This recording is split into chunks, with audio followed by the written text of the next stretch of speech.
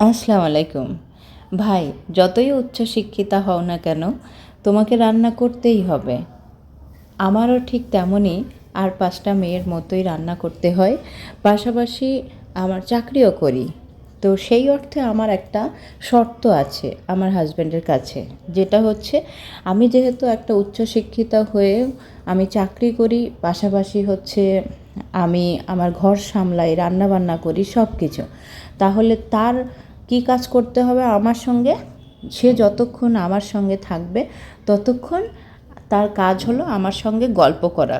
যদি সে মোবাইল দেখে, তারপরেও সেই মোবাইলে দেখতে হবে কি আমি যে ভিডিওগুলো পোস্ট করি সেই ভিডিওগুলোই ওকে বারবার বারবার করে দেখে যেতে হবে। এটা ওর কাজ। কেন? আমি ঘরের কাজ করব যখন, তখন তোমাকেও ঘরের কাজ করতে হবে কি তোমার ওয়াইফের সঙ্গে বসে গল্প করতে হবে, পাশাপাশি তার ভিডিও পোস্টগুলো বারবার দেখতে হবে, যেহেতু অন্য প্রোফাইল থেকে দেখলে সেটা বেটার হবে এই জন্য। তো যাই হোক, আমার হাজব্যান্ড সেই অর্থে মানে আল্লাহর কাছে শুকরিয়া যে একটা কথা আছে যে যত্নবান জীবনসঙ্গী পাওয়াও একটা আল্লাহর অবদান বা আল্লাহর রহমত।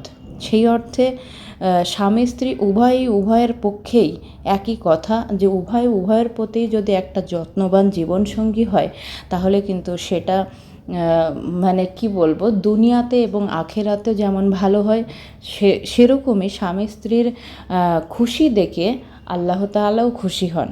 তো সেই অর্থে আমার হাজব্যান্ডকে যেহেতু আমি এই কন্ডিশনটা দিয়ে রেখেছি, এবং আমরা যে ঘরে থাকি, মানে আমরা তো নতুন সংসার পেতেছি, প্রথমে যেখানে থাকতাম সেখান থেকে আবার আমাদের মানে বাসা চেঞ্জ করেছি।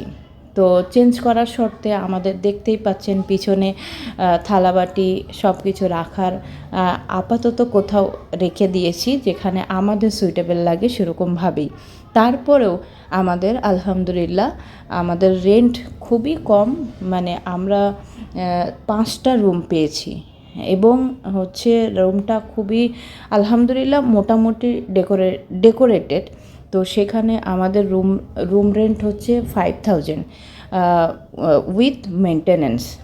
তো সব কিছু মিলিয়েই আলহামদুলিল্লাহ।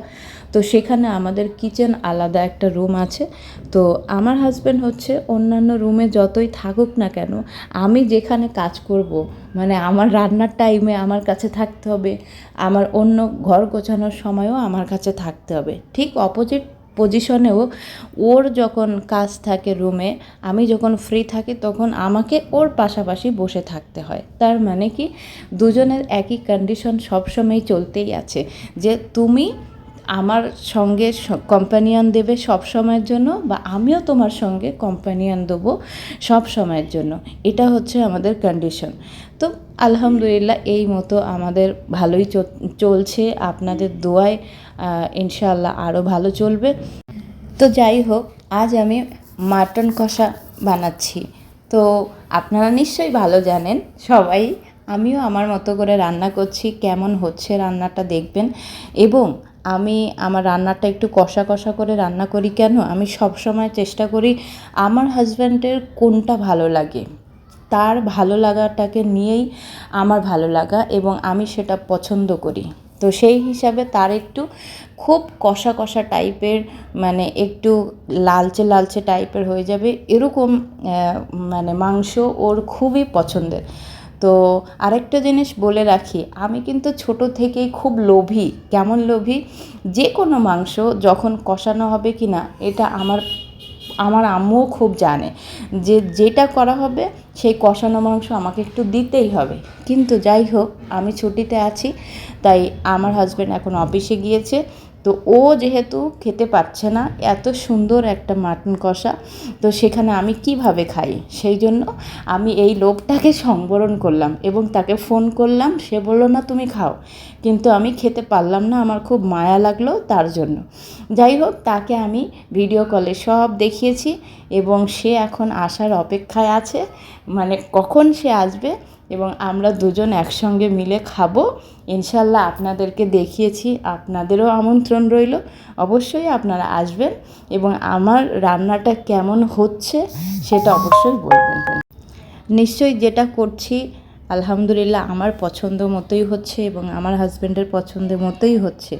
যাই হোক, আপনারা সবাই দেখছেন আপনাদের ঘরেও হচ্ছে এরকমভাবে রান্না হয়, নিশ্চয়ই আমার থেকে ভালো রান্না হয়। তারপরেও আমাকে অবশ্যই করে ভালো বলবেন, কারণ আমি কিন্তু আমাদের নূতন সংসারের নূতনভাবে সব কিছু শিখছি। কারণ বিয়ের আগে আমি অতটা ভালোভাবে শেখা ওঠেনি। যাই হোক, আলহামদুলিল্লাহ, ভালো থাকবেন সকলে।